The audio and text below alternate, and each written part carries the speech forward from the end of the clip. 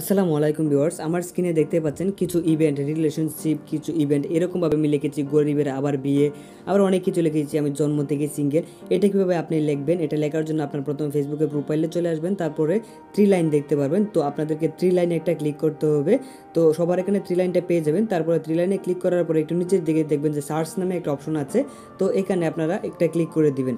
তো এখানে ক্লিক করলে এখানে আমরা একটা ইভেন্ট পাবো। যদি আপনারা এখানে না পান তাহলে উপরে সার্চ করতে পারেন, লাইভ ইভেন্ট দেখতে পাচ্ছেন, এখানে পেয়ে যাবেন শর্টকাটে। যদি না পান তাহলে উপরে সার্চ করবেন লাইভ ইভেন্ট। তো এখানে ক্লিক করলেই হবে, তাছাড়া উপরে সার্চ করলে আপনি পেয়ে যাবেন। তারপর এখান থেকে ক্রিয়েট একটা অপশন দেখতে পারবেন। তো আপনি যেগুলো করেছেন এগুলো এখানে দেখতে পারবেন। তারপর ক্রিয়েটে যদি আপনি ক্লিক করেন নতুন করে করতে পারবেন। তো এই জন্য আমরা রিলেশনশিপ যেটা এটা করতে চাচ্ছি, আমরা এখানে অন্য কিছু করতে পারি। তো আমি রিলেশনশিপটা করছি, তারপরে নিউ রিলেশনশিপ। তো এখানে আমি একটা ক্লিক করে দিব। এখানে একটা ক্লিক করলে এরকম একটা অপশন চলে আসছে। এখানে কিন্তু আপনি আপনার গার্লফ্রেন্ডকে অ্যাড করতে পারবেন, যে আপনি আপনি নতুন রিলেশনশিপে গেছেন, কার সাথে এটাও করতে পারবেন। তো আমি এখানে এরকম কিছু করছি না, এটাকে কিন্তু আমি কেটে দিচ্ছি।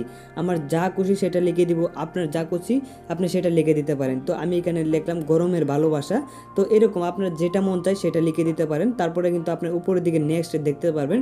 তো উপরের দিকে নেক্সটে আপনারা যখন এটা ক্লিক করবেন, তারপরে এরকম একটা অপশন চলে আসবে। তারপরে ফ্রেন্ড এখানে করে দিবেন, তারপরে শেয়ারে করে দিবেন।